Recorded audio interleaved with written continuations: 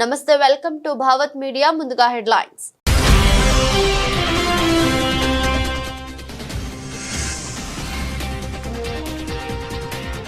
Trump మరో సంచలన నిర్ణయం ఈసారి యూరప్ దేశాలే టార్గెట్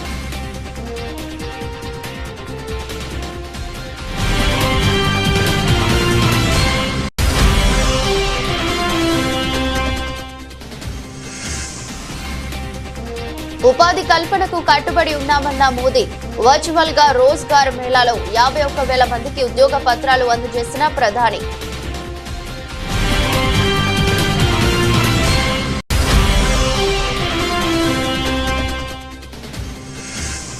విదేశీ విద్యకు వెంపర్లాడొద్దు నల్సార్ స్నాతకోత్సవంలో సిజేఐ జస్టిస్ గవాయ్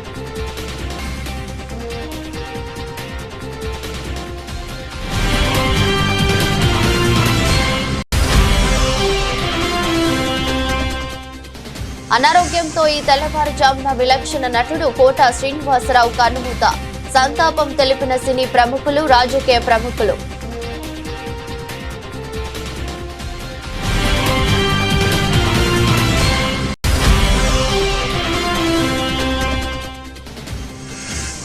రాష్ట్రంలో చంద్రబాబు నిరంకుశ పాలన సాగుతుందన్న జగన్ చట్ట ప్రకారం నిరసనలు తెలిపినా అక్రమ కేసులు ఎదుర్కోవాల్సి వస్తుందని వ్యాఖ్య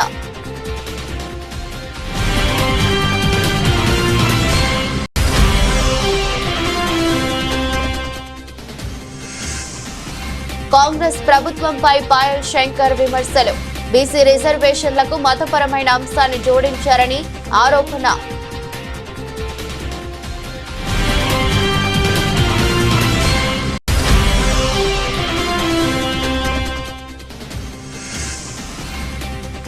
బీసీ మహిళని చూడకుండా దాడి జడ్పీ చైర్పర్సన్ ఉప్పాల హారిక కన్నీటి పర్యంతం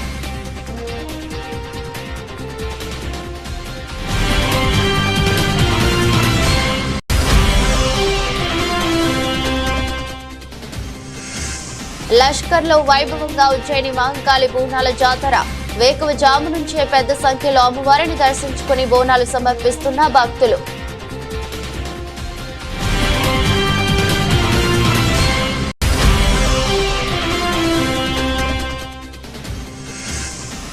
టీమిండియాకు దక్కని ఆతిథ్యం తొలి ఇన్నింగ్స్ లో 387 పరుగులకు ఇంగ్లాండ్ ఆల్అౌట్ సరిగ్గా తొలి ఇన్నింగ్స్ లో అదే స్కోర్ కు టీమిండియా ఆల్అౌట్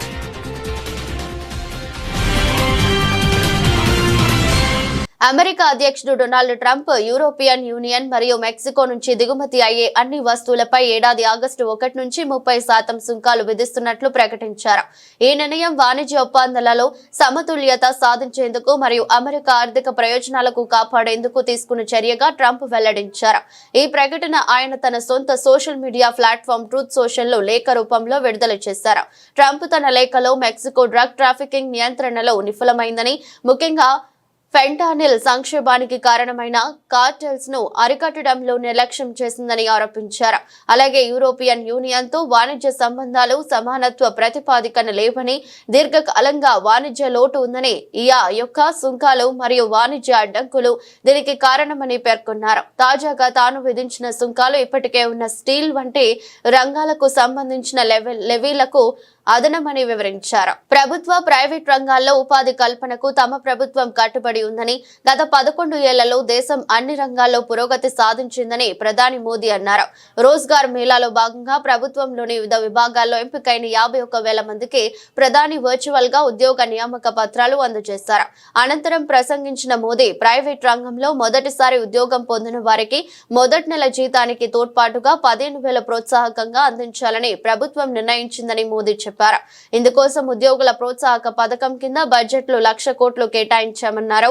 రోజ్గార్ మేళా ద్వారా ఇప్పటి వరకు 10 లక్షల నియామక పత్రాలు పంపిణీ చేశామని ప్రధాని తెలిపారు. गरीब कल्याण और रोजगार निर्माण का जो मिशन चल रहा है, आज से इसको आगे बढ़ाने का दायित्व आपका भी है. सरकार रुकावट नहीं बननी चाहिए, सरकार विकास की प्रोत्साहक बननी चाहिए. हर व्यक्ति को आगे बढ़ने का अवसर है, हाथ पकड़ने का काम हमारा है और आप तो नौजवान हैं दोस्तों, आप पर मेरा बहुत भरोसा है। आपसे मेरी अपेक्षा है कि आप जहां भी दायित्व मिले, आप इस देश के नागरिक मेरे लिए सबसे पहले उसकी मदद, उसकी मुसीबतों से मुक्ति, देखते ही देखते देश आगे बढ़ेगा। आपको भारत के अमृत काल का सहभागी बनना है। आने वाले 20-25 साल आपकी कैरियर के तो महत्वपूर्ण है, लेकिन आप ऐसे कालखंड में हैं जब देश के लिए भी 25 वर्ष बहुत महत्वपूर्ण है। ये विकसित भारत के निर्माण के लिए अहम 25 वर्ष है। इसलिए आपको अपने काम, अपने दायित्व, अपने लक्ष्यों को विकसित भारत के संकल्प के साथ आत्मसात करना है। नागरिक देवो भव, ये मंत्र तो हमारी रगों में दौड़ना चाहिए, दिल दिमाग में रहना चाहिए, हमारे व्यवहार में नजर आना चाहिए। అహ్మదాబాద్ లండన్ ఎయిర్ ఇండియా విమానం గత నెలలో కూలిపోవడంపై aircraft accident investigation bureau ఇచ్చిన నివేదికపై కేంద్ర పౌర విమానయాన శాఖ మంత్రి కె రామ్మోహన్ నాయుడు శనివారం నాడు స్పందించారు. ప్రాథమిక ఆధారాలను పరిగణలోకి తీసుకుని ఏఐబి నివేదిక ఇచ్చిందని, దీనిని బట్టి విమాన ప్రమాదంపై అప్పుడే ఒక నిర్ణయానికి రాకూడదని చెప్పారు. తుది నివేదిక వచ్చేంత వరకు వేచి చూడాలని సూచించారు. విమాన ప్రమాదంపై అప్పుడే ఒక తుది నిర్ణయానికి రాకూడదు. ప్రపంచంలోని అత్యంత సమర్థత కలిగిన పైలట్లు మనకు ఉన్నారు. పైలట్లు సిబ్బంది కృషిని మనస్ఫూర్తిగా అభినందిస్తున్నాను. పౌర విమానయానానికి వారు వెన్నెముక వంటి వారు. ఈ రంగానికి వారే ప్రధాన వనరులు. వారి సంక్షేమం, శ్రేయస్సు కోసం మా ప్రభుత్వం పనిచేస్తుంది. ఆ దృష్ట్యా ఇప్పుడే నివేదికపై తుది నిర్ణయానికి రాకూడదు. తుది నివేదిక కోసం వేచి చూద్దాం. ఇందులో కొన్ని సాంకేతిక అంశాలు కూడా ముడిపడి ఉన్నాయని రామ్మోహన్ నాయుడు అన్నారు. Appreciate the job done by AIB, a very commendable job. It was a very challenging task. In fact, for the first time, safely securing the black box and trying to decode the data and everything being done in India itself in the lab in Delhi for AIB, first of its kind. So I'd like to appreciate all the efforts they have put in to do a very transparent, very mature, professional way the investigation has been done, and also all the international protocols have also been respected and followed. And regarding the report, this is a preliminary report right now, and from the ministry we are analyzing the report, but I think it would be better if we can comment on it once the final report comes in. So we are coordinating with AIB also. Whatever support or resources they need, we'll be providing to them. But AIB will be the primary investigating agency into this, and we are hoping that as soon as possible the final report also comes in so that we can arrive at some conclusions. So right now, like the report has only stated within that there are multiple other things also that need to be looked into before preparing the final report. So we want the final report to come in to look at things.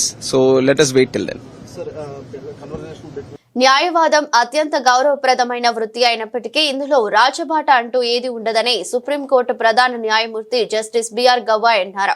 శామీర్పేటలోని NALSAR విశ్వవిద్యాలయం 22వ స్నాతకోత్సవంలో ముఖ్యమంత్రి Revanth Reddy, supreme court న్యాయమూర్తి Pamidi Ghantam Sri Narasimha, high court తాత్కాలిక ప్రధాన న్యాయమూర్తి justice Sujoy Paul, vice chancellor శ్రీకృష్ణదేవరావులతో కలిసి CJI పాల్గొన్నారు. ఈ సందర్భంగా జస్టిస్ బిఆర్ గవాయ్ మాట్లాడుతూ న్యాయవాద వృత్తిలో ఖచ్చితమైన ఫలితాలు వస్తాయనే గ్యారంటీ లేదని చెప్పారు. ఈ వృత్తిలో అంచనాలు భారీగా ఉంటాయి. ఎక్కువ గంటలు పనిచేయాల్సి వస్తుంది. భావోద్వేగపరంగా మనల్ని ఒంటరిని చేస్తుంది. కొన్నిసార్లు సక్సెస్ అయినట్లు కనిపించడానికి కూడా కష్టపడాల్సి వస్తుందని చెప్పారు. పిహెచ్డీలు, LLM, MBA, MA, taxation law, criminal justice management, BALLB honours, BBA honours, BBA, PG diploma in taxation, PG diploma in criminal justice management తదితర కోర్సుల్లో విద్యను పూర్తి చేసిన మొత్తం 462 మంది విద్యార్థులకు ఈ కార్యక్రమంలో డిగ్రీలు ప్రదానం చేశారు. ఈ సందర్భంగా అత్యున్నత ప్రతిభ కనపరిచిన విద్యార్థులకు సీఎం రేవంత్ రెడ్డి బంగారు పతకాలు అందజేశారు. ప్రముఖ సినీ నటుడు కోట శ్రీనివాసరావు కన్నుమూశారు. గత కొంతకాలంగా అనారోగ్యంతో బాధపడుతున్న ఆయన 83 ఏండ్ల వయసులో ఆదివారం తెల్లవారుజామున 4 గంటలకు ఫిలిం నగర్ లోని తన నివాసంలో తుది శ్వాస విడిచారు. 1978లో ప్రాణం ఖరీదు సినిమాతో సినీ రంగ ప్రవేశం చేసిన కోట 750కి పైగా చిత్రాల్లో నటించారు. తన 4 దశాబ్దాల సినీ ప్రయాణంలో విలన్ గా, క్యారెక్టర్ ఆర్టిస్ట్ గా, కమెడియన్ గా ఎన్నో విలక్షణ పాత్రలు పోషించారు. 9 నంది పురస్కారాలు అందుకున్న ఆయనను 2015లో కేంద్ర ప్రభుత్వం పద్మశ్రీ పురస్కారం అందించింది. ఆయనకు 2 కుమార్తెలు, 1 కుమారుడు కోట ప్రసాద్ ఉన్నారు. 2010 జూన్ 21న రోడ్డు ప్రమాదంలో ప్రసాద్ మృతి చెందారు. కోట మృతి పట్ల సినీ ప్రముఖులు, అభిమానులు తీవ్ర దిగ్భ్రాంతి వ్యక్తం చేస్తున్నారు.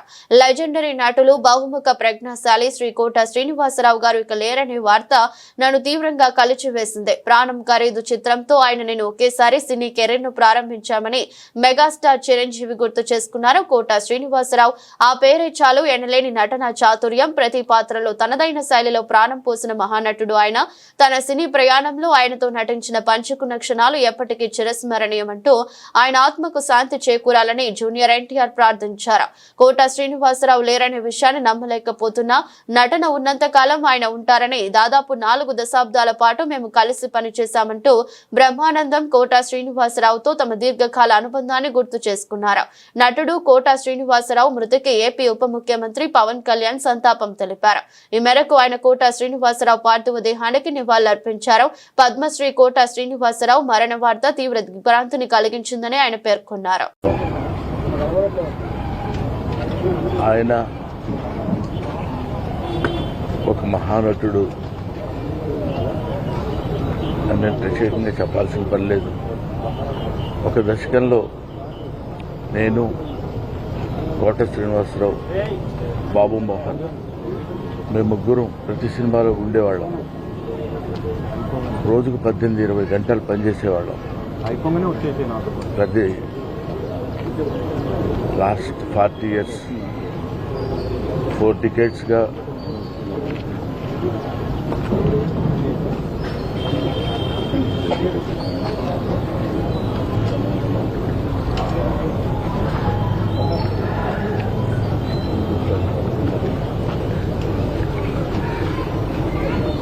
అరే ఒరే అనుకుంటూ కలిసి ఉన్నాం. వాళ్ళ కోట లేడు అంటే నమ్మలేకపోతున్నాం. నటన ఉన్నంత కాలం కోట ఉంటాడు. వాడొక నటరాజపుత్రుడు, మహానుభావుడు, ఏ విషయాన్నైనా నిర్మోహాటంగా మాట్లాడే వ్యక్తి. అటువంటి వ్యక్తిని కోల్పోవడం భారతదేశానికే, నటనా లోకానికే తీరని లోటు.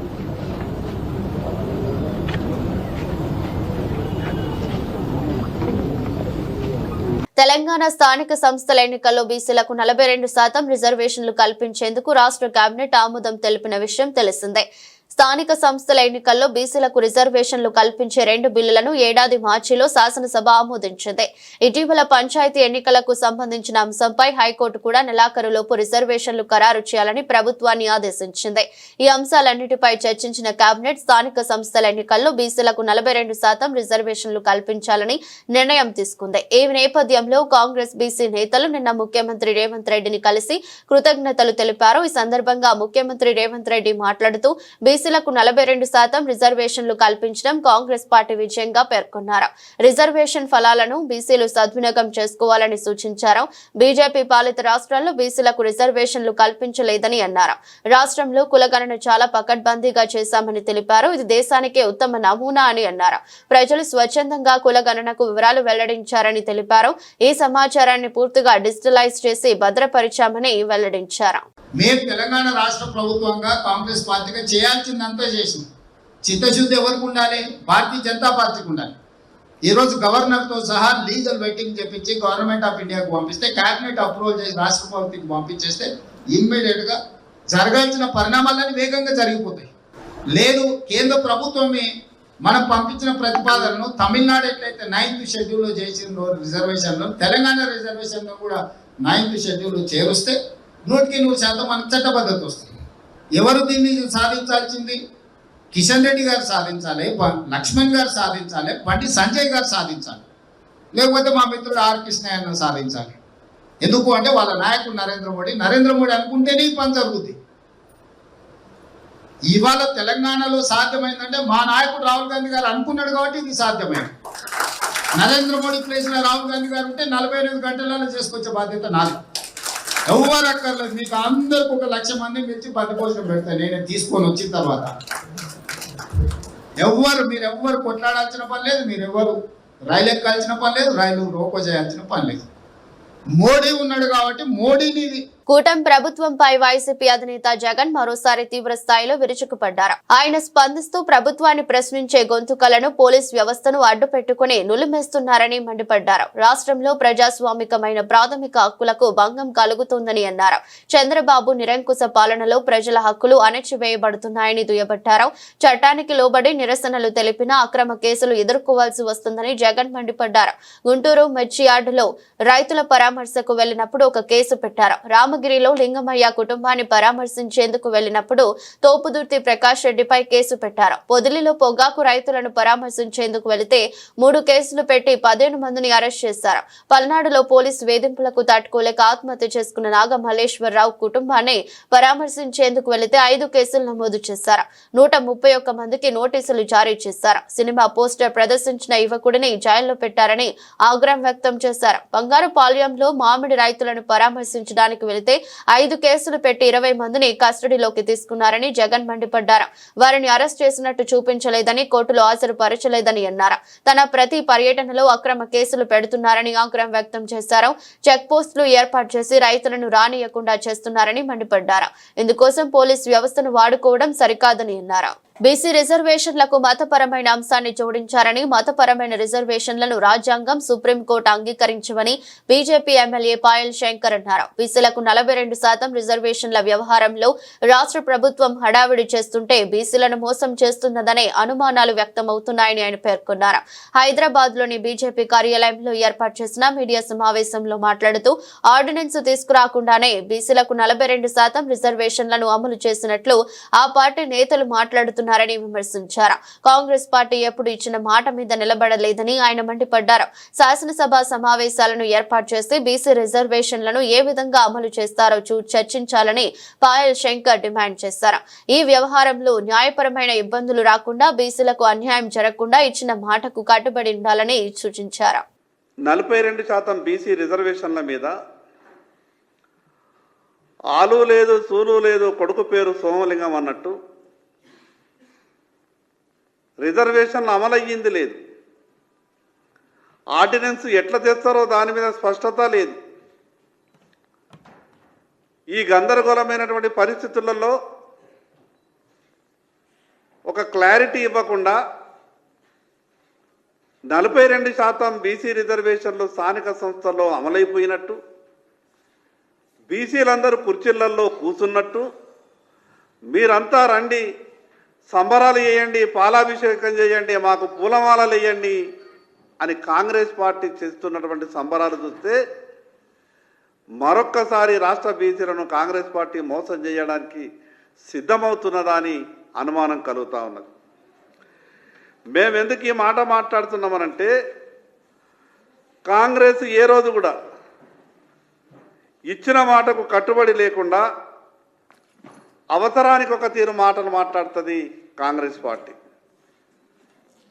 దానికి గతంలో ఉదయపూర్ డిక్లరేషన్ కావచ్చు, ఆ రోజు గొప్పగా చెప్పిండ్రు, ప్రతి పార్లమెంట్లో 2 బీసీలకు ఎమ్మెల్యే టికెట్లు ఇచ్చే బాధ్యత మాది అన్నారు. ఆ ఉదయపూర్ డిక్లరేషన్ తర్వాత ఈ రాష్ట్రంలో ఉన్నటువంటి బీసీలంతా కూడా అనుకున్నారు కాంగ్రెస్ పార్టీ ప్రతి పార్లమెంట్లో 2కి అసెంబ్లీ టికెట్లు ఇస్తుందట అని. చివరికి ఎన్నికలు జరిగినప్పుడు ఏ రకమైనటువంటి వ్యవహారం చేసిందో ఈ రాష్ట్ర ప్రజలందరికీ కూడా తెలుసు. స్పష్టంగా మేము చెప్పినాం, మీరు చిత్తశుద్ధితో ఈ 42% బీసీ రిజర్వేషన్లు అమలు చేయాలన్న ఆలోచన మీకుంటే రాజ్యాంగం ఎప్పుడు కూడా మతపరమైన రిజర్వేషన్లకు ఒప్పుకోదు. ఆ విషయం మీకు తెలుసు. సుప్రీంకోర్టు కూడా అనేక సందర్భాల్లో చెప్పింది. గతంలో రాజశేఖర రెడ్డి గారి పీరియడ్లో 4% రిజర్వేషన్ ఇచ్చినప్పుడు ఏం జరిగిందో మీ అందరికీ తెలుసు. హైకోర్టు కొట్టేసిన తర్వాత సుప్రీంకోర్టులో స్టే మీద ఆ యొక్క విషయం కొట్టుమిట్టాడుతున్నది. కృష్ణా జిల్లాలోని గుడివాడలో జడ్పీ చైర్పర్సన్ ఉప్పాల హారిక కారుపై కొందరు దాడికి పాల్పడ్డారు. వైఎస్ఆర్సీపీ సమావేశానికి వెళ్తుండగా ఈ ఘటన చోటు చేసుకుంది. జిల్లా ప్రథమ పౌరురాలికే పోలీసులు రక్షణ కల్పించలేకపోవడంపై వైఎస్ఆర్సీపీ శ్రేణులు ఆగ్రహం వ్యక్తం చేస్తున్నాయి. బీసీ మహిళ అని చూడకుండా తనను టార్గెట్ చేసి టీడీపీ జనసేన గుండాలు దాడికి పాల్పడ్డారని కృష్ణా జిల్లా జడ్పీ చైర్పర్సన్ ఉప్పాల హారిక కన్నీటి పర్యంతమయ్యారు. వైఎస్ఆర్సీపీ కార్యక్రమానికి ఉప్పాల హారిక వెళ్తున్న సమయంలో ఆమె కారును పచ్చమూకలు అడ్డుకున్నాయి. ఈ క్రమంలోనే ఆమె కారుపై విచక్షణ రహితంగా దాడికి తెగపడ్డారు. ఈ అరాచక ఘటనపై ఉప్పాల హారిక మాట్లాడుతూ గుడివాడ ఎమ్మెల్యే ప్రోద్బలంతోనే ఈ దాడి జరిగిందన్నారు. కారులో ఉన్న తమను చంపడానికి యత్నించారని ఆవేదన వ్యక్తం చేశారు. ఈ దాడితో భయపడిపోయి తన భర్త తాను కారులోంచి బయటకు రాలేదన్నారు. తనను అసభ్య పదజాలంతో దూషించారని, తన కారు అద్దాలను ధ్వంసం చేశారన్నారు. ఇంత జరుగుతున్నా పోలీసులు పట్టించుకోలేదని తెలిపారు. టీడీపీ గుండాలు తన కారుపై దాడి చేస్తున్నా పోలీసులు పట్టించుకోకుండా వారికి సహకరించినట్లు వ్యవహరించారన్నారు. ఇవాళ వరకు ఎవరన్నా గానీ ఒక్క మాట అన్నావా అని చెప్పి అడుగుతున్నా. ఒక్క మాట అన్నా మేము ఎవరన్నా అన్నావా కానీ కలహాలు కానీ పెట్టుకోవడం జరగలేదు. ఈ రోజు మేము మీటింగ్ జరుగుతుందని మా దారిని మేము వస్తున్నాం. ఒక్కరిని ఒక్క మాట అనలేదు. ఇష్టం వచ్చినట్టు బరి తెగించిపోయి రోడ్ల మీద మమ్మల్ని నిర్బంధించేసి చుట్టూ 10 సార్లు దాడి చేయడానికి రాడ్లేవో పట్టుకొని చేతులకి టవల్స్ అవి కట్టేసుకుని ఇష్టం వచ్చినట్టు కార్ని ధ్వంసం చేసేసి ఎలాంటి మాటలు అంటే నీచంగా అలాంటి మాటలు నేను మాట్లాడలేను. అంత భయంకరంగా తిడుతూ పోలీసులు ముందే ఇలా చేస్తున్నారంటే రాజ్యాంగం ఏమైపోయింది, చట్టాలు ఏమైపోయినాయో నాకైతే అర్థం కావట్లేదు. మరి నాకే ఈ విధంగా ఉంటే ఇంకా సాధారణమైన మహిళలు రోడ్డు మీద తిరగడానికి కూడా భయంకరమైన పరిస్థితులు ఏర్పడేటట్టున్నాయి. గవర్నమెంట్ వచ్చి 1 సంవత్సరం అయింది. ఇంకా 4 సంవత్సరాలు ఈ భయానక పాలన ఎలా ఎదుర్కొంటారో మరి నాకైతే అర్థం కావట్లేదు. దీనికి పోలీసులు ఏ విధంగా వారిపై కఠినమైన చర్యలు తీసుకుంటారో నాకు తెలియదు. నేనైతే కంప్లైంట్ ఇవ్వడం జరిగింది ఇప్పుడే. దీనికి సంబంధించి ప్రతి ఒక్కరూ కూడా బీసీ మహిళనైన నాకు జరిగిన ఈ అవమానం ప్రతి మహిళకి జరిగినట్టే అని నేను భావిస్తున్నాను. ఎందుకంటే జిల్లా ప్రథమ మహిళకి జరిగిన అవమానం ప్రతి ఒక్కరికి జరిగినట్టే. ఇంత దారుణమైన బూతులు మాట్లాడుతున్నారంటే వారిని ఎస్పీ గారు ఖచ్చితంగా కఠినమైన చర్య తీసుకుని వారిని ఈ రోజే జైల్లో పెట్టాల్సిందిగా కోరుకుంటున్నాను.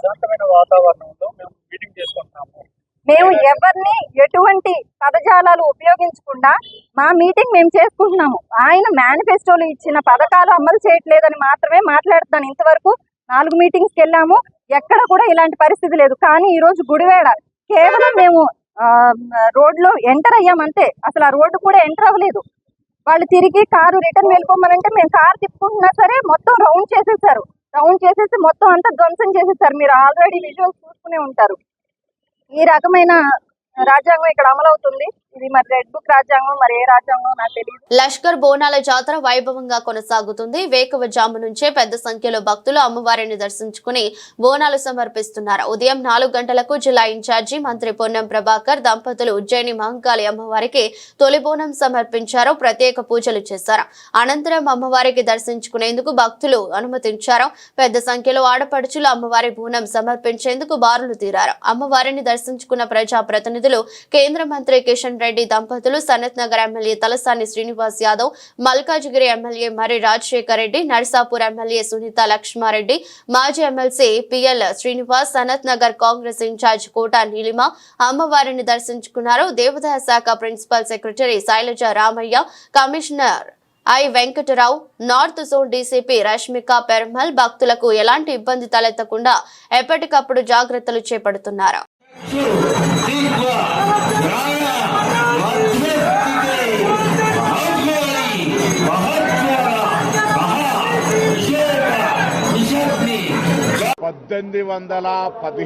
సంవత్సరం నుండి హైదరాబాద్ ప్రజల, తెలంగాణ ప్రజల సంక్షేమం కొరకు, వారి అన్ని రకాల అభివృద్ధి కోసం వెలిచినటువంటి ఉజ్జయిని మహంకాళి అమ్మవారు లష్కర్ బోనాలు ప్రతి సంవత్సరం ఆనవాయితీగా ఆర్భాటంగా అంగరంగ వైభవంగా జరుగుతూ ఉన్నాయి. అందులో భాగంగా తెలంగాణ ప్రజాపాలన ప్రభుత్వం వచ్చిన తర్వాత కూడా గౌరవ ముఖ్యమంత్రి రేవంత్ రెడ్డి గారి నాయకత్వంలో ప్రభుత్వం, దేవాదాయ శాఖ, మిగతా అన్ని శాఖలు కలుపుకొని ప్రజలకు ఎటువంటి ఇబ్బందులు లేకుండా భక్తులకు సౌకర్యాలు అన్ని రకాల కల్పించే విధంగా ఆ అమ్మవారి సేవ చేసుకునే అవకాశం ప్రకారంగా ఈ ఉజ్జయిని మహంకాళి బోనాల జాతర ఏర్పాటు చేస్తారు.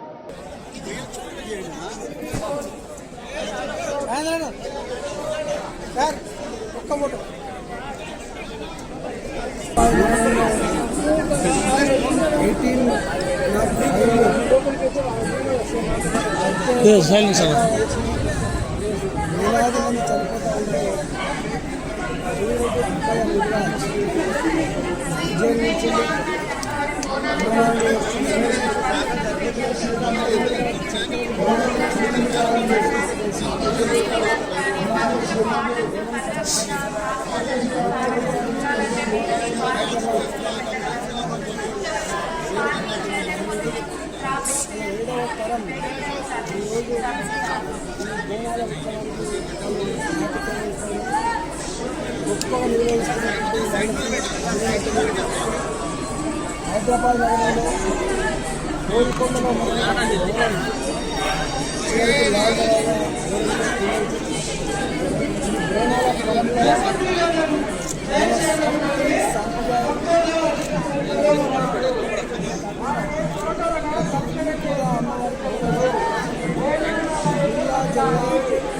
కృష్ణా జిల్లా జడ్పీ చైర్పర్సన్ ఉప్పాల హారికపై జరిగిన దాడిని తీవ్రంగా ఖండిస్తున్నామని వైసీపీ అధికార ప్రతినిధి యాంకర్ శ్యామల పేర్కొన్నారు.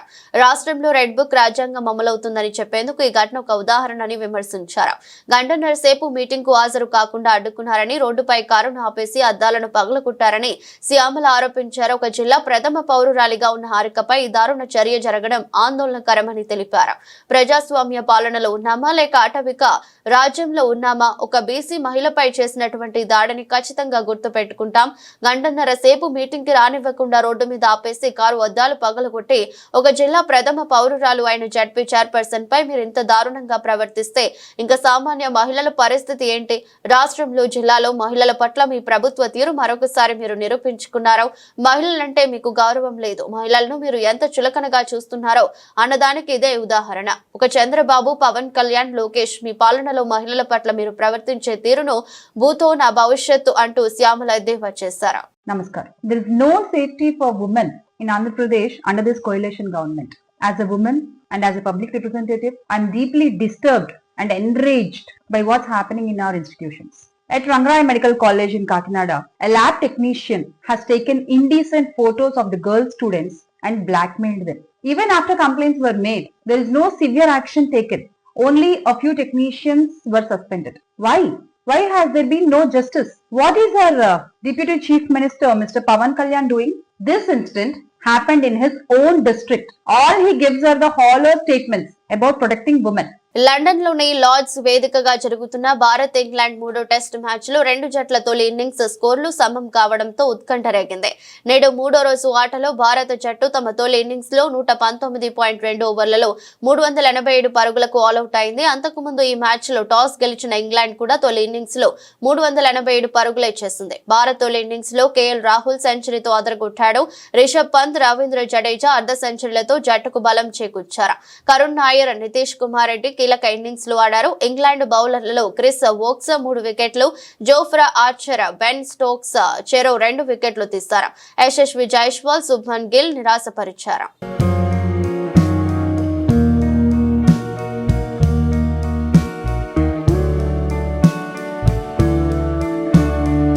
వార్తలు ముగించే ముందు మరోసారి హెడ్లైన్స్.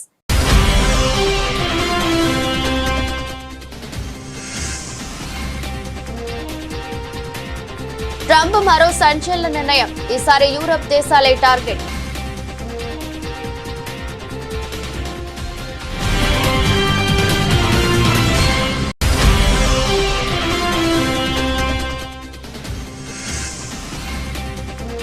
ఉపాధి కల్పనకు కట్టుబడి ఉన్నామన్న మోదీ. వర్చువల్ గా రోజ్గార్ మేళాలో 51,000 మందికి ఉద్యోగ పత్రాలు అందజేసిన ప్రధాని.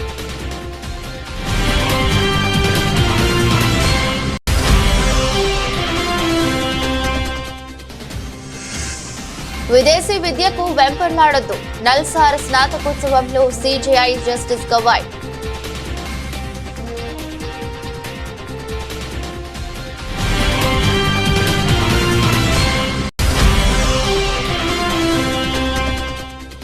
అనారోగ్యంతో ఈ తెల్లవారుజామున విలక్షణ నటుడు కోట శ్రీనివాసరావు కన్నుమూత. సంతాపం తెలిపిన సినీ ప్రముఖులు, రాజకీయ ప్రముఖులు.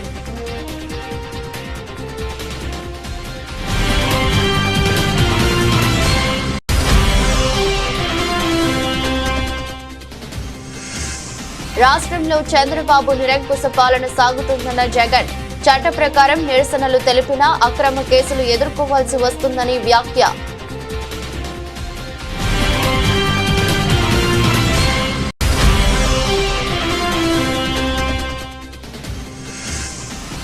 కాంగ్రెస్ ప్రభుత్వంపై పాయల్ శంకర్ విమర్శలు.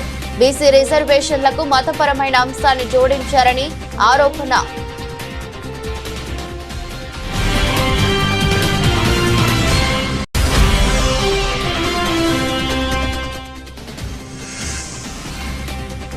బీసీ మహిళని చూడకుండా దాడి.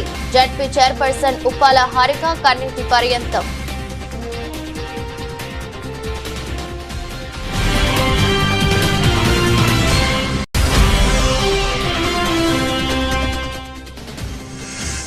లష్కర్లో వైభవంగా ఉజ్జయిని మహంకాళి బోనాల జాతర. వేకువజాము నుంచే పెద్ద సంఖ్యలో అమ్మవారిని దర్శించుకుని బోనాలు సమర్పిస్తున్న భక్తులు.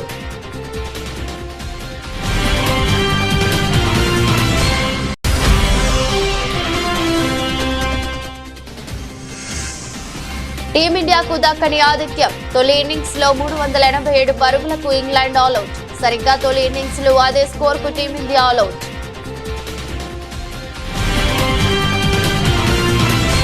ఇది రోజు బులెటిన్. మరో బులెటిన్ లో మళ్ళీ కలుద్దాం. అంతవరకు సెలవు. నమస్కారం.